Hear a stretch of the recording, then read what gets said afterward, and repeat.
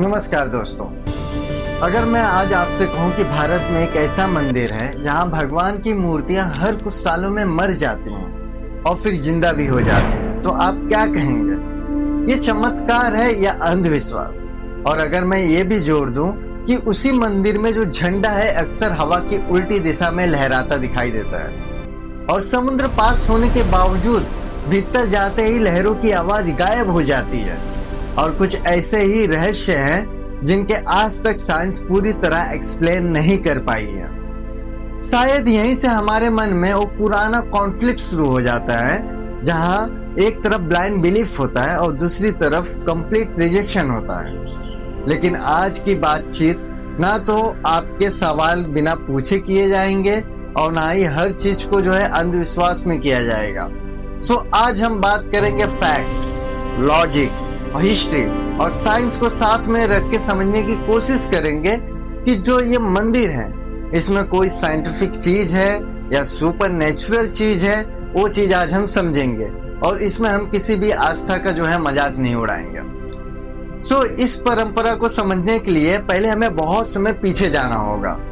महाभारत के बाद उस दौर में जब महाभारत खत्म हो जाता है तो जब श्री कृष्ण भगवान अपनी अंतिम लीला की ओर बढ़ रहे थे, कथाओं के अनुसार श्री कृष्णा जानते थे कि उनका समय पूरा हो चुका है। वो वन में विश्राम कर रहे थे और उसी दौरान जरा नामक शिकारी से हुआ वो प्रसिद्ध हादसा किसी साधारण दुर्घटना की तरह नहीं देखा जाता। परंपराएं इसे श्राप या दुर्भाग्य नहीं बल्कि पूर्व निर्धारित लीला बताती है। जब वो आराम कर रहे थे तभी उनका पांव बाहर था और जो जरा नामक शिकारी था उनके पांव को हिरन समझ लेता है और हिरन समझ को बाढ़ चला देता है, जिससे उनकी जो उसी टाइम मृत्यु हो जाती है। और कहा जाता है कि कृष्णा का शरीर जो है वो पंच तत्वों में विलीन हो जाता है, मतलब जैसे मिट्टी हो गए, जल हो गया, अग्नि हो गया, वायु हो गया और आकाश, ये सब में जो है उनका जो शरीर होता है वो विलीन हो जाता है। लेकिन एक तत्व ऐसा था जो नष्ट नहीं हुआ था, वो था उनका हृदय। अब चाहे आप इसे आस्था का विश्वास माने या प्रतीक, लेकिन मनोवैज्ञानिक रूप से देखें तो इंसान हमेशा किसी न किसी रूप में कंटिन्यूटी जन्म लेता है और वो चाहता है कि वो आगे जो है कंटिन्यूटी में किसी न किसी रूप में आता रहे। कुछ ऐसा ही है जो मृत्यु के बाद भी बना रहे। ये यहीं से उस विचार की नींव पड़ती है जो आगे चलकर जगन्नाथ परंपरा के आधार बनती है। और जो हमारे ईश्वर है वो नश्वर शरीर से भी बहुत आगे मौजूद हैं और यही इस वीडियो में हम एक्सप्लेन करेंगे। सो समय आगे बढ़ता है और कथा उड़ीसा के एक राजा इंद्रद्युम्न तक पहुंचती है। कथाओं के अनुसार राजा ऐसे देव स्वरूप की खोज में थे जो आम जनता से सीधे जुड़ सके।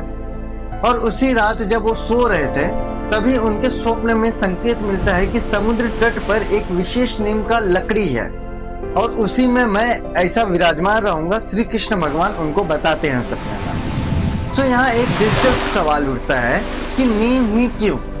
जो कृष्ण भगवान का हृदय था वो नीम में ही क्यों था? सो नीम अगर हम देखें तो धार्मिक दृष्टि से नीम को बहुत शुद्ध माना जाता है, उसमें औषधियों के बहुत सारे गुण होते हैं। लेकिन वैज्ञानिक नजरिए से देखें तो नीम की जो लकड़ी है वो कोस्टल क्लाइमेट से टिकाऊ होती है और उसमें जो टर्मिट और रेजिस्टेंस होती है और बहुत लंबे समय तक खराब नहीं होती है। यह तय कर पाना मुश्किल है कि यह सिर्फ जो है दिव्य संकेत था या उस समय की व्यवहारिक समझ। जब वो लकड़ी मिलती है तो उसे ले जाने का बहुत प्रयास किया जाता है लेकिन कोई भी उसे ले नहीं जा पाता। फिर वहाँ जो है बहुत सारे पंडित भी आते हैं और उसको जो है उठा के ले जाने की कोशिश करते हैं, बट कोई भी उसे ले नहीं जा सकता। और वहाँ मूर्ति बनाने का भी ट्राई किया जाता है लेकिन कोई वहां मूर्ति भी नहीं बना पाता। फिर अचानक से एक रहस्यमय जो वृद्ध शिल्पकार होते हैं वो प्रकट होते हैं और उन्होंने शर्त रखा कि मूर्तियां जो है मैं बनाऊंगा, लेकिन जो मूर्तियां बनाऊंगा वो एक बंद कक्ष में बनाऊंगा और मेरा काम पूरा होने तक उसके पहले कोई भी दरवाजा नहीं खटखटाएगा।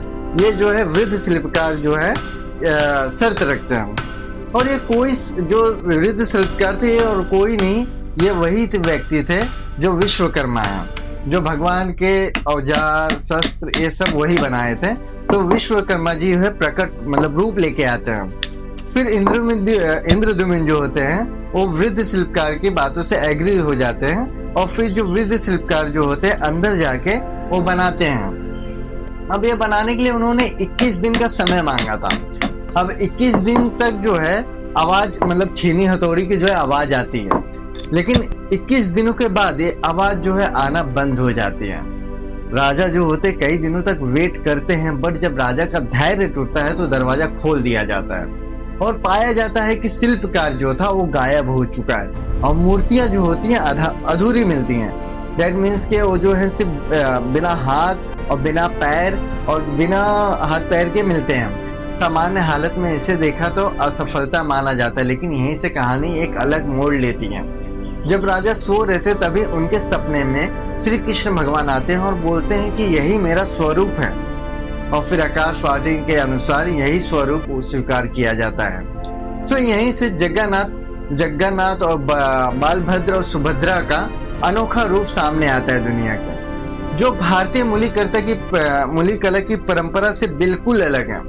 दार्शनिक रूप से देखें तो ये एक बहुत गहरा संदेश है कि ईश्वर मानव जैसा स्वरूप देने की जरूरत नहीं है, उनके लिए उनकी भावना और उपस्थिति और अनुभूति ही पर्याप्त है। अभी जो ये मूर्तियां बनी थी, ये मूर्तियां जो है समय के साथ नष्ट भी तो हो सकती थी, क्योंकि लकड़ी थी वो, तो लकड़ी की मूर्तियां जो थी समय के साथ नष्ट हो सकती है। तो सवाल यही उठता है कि परंपरा सदियों तक कैसे बची है? इसका उत्तर है नवकलेवर। कुछ निश्चित वर्षों के अंतराल पर ये मूर्तियां जो है बदल दी जाती है, लेकिन यह साधारण रिप्लेसमेंट नहीं होता है। पुरानी मूर्ति एक गुप्त तत्व निकाला जाता है और उसे नई मूर्ति में स्थापित किया जाता है। यह प्रक्रिया इतनी गोपनीय होती है कि इसे करने वाले सेवकों के ऊपर जो आंखों के ऊपर पट्टी बांध दी जाती है और पूरा मंदिर जो है अंधकार किया जाता है और पूरे सिटी की भी लाइट जो है कट कर दी जाती है। और जब ये चीज जो है, जो ये तत्व जो है बदला जाता है, ये एक्चुअली में जो है श्री कृष्ण जी का हृदय होता है जो नष्ट नहीं हुआ होता है। और आस्था इसे कृष्णा के हृदय से जोड़ती है, जबकि विज्ञान इसे सिंबॉलिक कंटिन्यूटी और कल्चरल मेमोरी ट्रांसफर के रूप में देखते हैं। लेकिन दोनों इस बात पर सहमत होंगे कि इस परंपरा से बहुत कम ही लोग हैं जो चीजें हैं इसको मानते हैं और देखने भी मिलता है। अब आते हैं कि इन घटनाओं के जिन्हों लोग चमत्कार कहते हैं, जैसे वह प्रसंग जहां एक बच्चा मृत समझकर मंदिर लाया जाता है और कुछ समय बाद उसकी सांसें लौट आती हैं। आस्था में इसे ईश्वर की कृपा मानी जाती है, जबकि चिकित्सा विज्ञान में बताया जाता है कि कुछ मेडिकल कंडीशन में शरीर जो होता है टेम्परेरी है, वो शट डाउन हो जाता है और वो मतलब दैट मीन्स उसकी जो पल्सेस होते हैं, ब्रीथिंग होती है, इतनी धीमी हो जाती है कि उसको डिटेक्ट करना मुश्किल हो जाता है। असली सवाल यह नहीं है कि कौन सही है, बल्कि यह है कि इंसान जिस चीज को समझ नहीं पाता उसे चमत्कार कह देता है। अब जो बच्चा था वो मंदिर में आता है, मंदिर में आने के बाद उसकी सांसें जो होती है, वो पल्सेस जो होती हैं वो चलती नहीं है। अब इसमें जो है लेकिन कुछ टाइम के बाद जो है चलने लगती है। एक तरफ से आस्था से जोड़ कर देखा जाए तो ये भगवान का चमत्कार भी है, और विज्ञान के नजरिए से देखा जाए तो ये कुछ टाइम के लिए शटडाउन एक्टिविटी होती है जो हमारे शरीर के अंदर होती है, जिसे हम डिटेक्ट नहीं कर पाते हैं, लेकिन कुछ टाइम के बाद जो है सामान्य हो जाती है। अब मंदिर से जुड़े जो है हम लोग और रहस्य की बातें करते हैं। सबसे पहले जो शिखर पर लगे ध्वज का जिक्र होता है, जो हवा के विपरीत दिशा में लहराता है। अगर समझिए हवा इधर साइड है तो जो आपका फ्लैग रहेगा वो इस साइड जो है लहराएगा। तो आस्था इसे भगवान की उपस्थिति मानती है, जबकि विज्ञान ऊंचाई, जटिल संरचना और मल्टीपल एयर प्रेशर जोन की बात करता है। जहां वर्टेक्स बनते हैं वहां ऐसी वजह से जो है झंडा जो है हवा के अपोजिट डायरेक्शन में लहराता है। इसी तरह सेकंड जो है समुद्र के बेहद पास होने के बावजूद मंदिर के भीतर कदम रखते ही जो आवाज हो जाती है वो गायब हो जाती है। ये भी किसी चमत्कार से कम नहीं है। इमेजिन कीजिए कि आपका घर जो है समुद्र के पास है और आपके घर के बाहर जाते ही जो पैर रखते ही समुद्र की आवाज आने लगती है, और जैसे ही आप पैर अंदर रखते हो तो आपकी जो आवाजें होती है समुद्र की लहरें आने बंद हो जाती हैं। तो किसी चमत्कार से कोई कम नहीं होती। लेकिन अगर इसे साइंस में देखा जाए तो इसे हम लोग कहते हैं एक्वास्टिक शैडो इफेक्ट।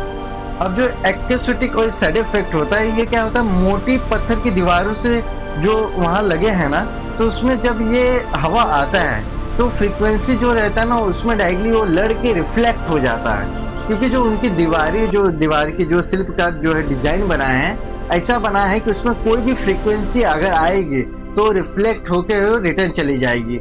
इसी वजह से जो समुद्र की लहरों की आवाजें होती हैं वो जो है बाहर आती हैं, बट अंदर जाते ही वो गायब हो जाती हैं। यही दिखाता है कि हमारे प्राचीन वास्तुकला सिर्फ सुंदर नहीं है बल्कि फंक्शनल भी है।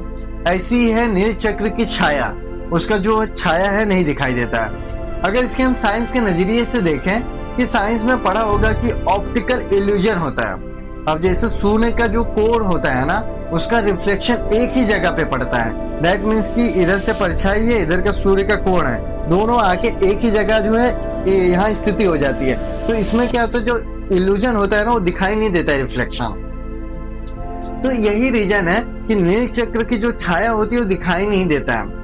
अब देखिए ये जो मंदिर है, ये मंदिर चमत्कार से भरा हुआ स्थान है, या फिर मानव की बुद्धि और प्राचीन विज्ञान की एक अद्भुत मिसाल है। शायद जवाब या नहीं में हो सकता है, और आस्था में हमें मीनिंग देती है कि विज्ञान कुछ मेथड जो है समझ सकता है और कुछ मेथड जो है नहीं समझ सकता, और जो नहीं समझ में आ सकता है और समझाया जा सकता है उसे हमें कहते हैं भगवान का मंदिर। और यही है हमारे जगन्नाथ मंदिर की जो रहस्य में सब बातें थे, और इसे जो है मैंने पूरा एक्सप्लेन किया है, जो हमारे जो है आस्था और विज्ञान।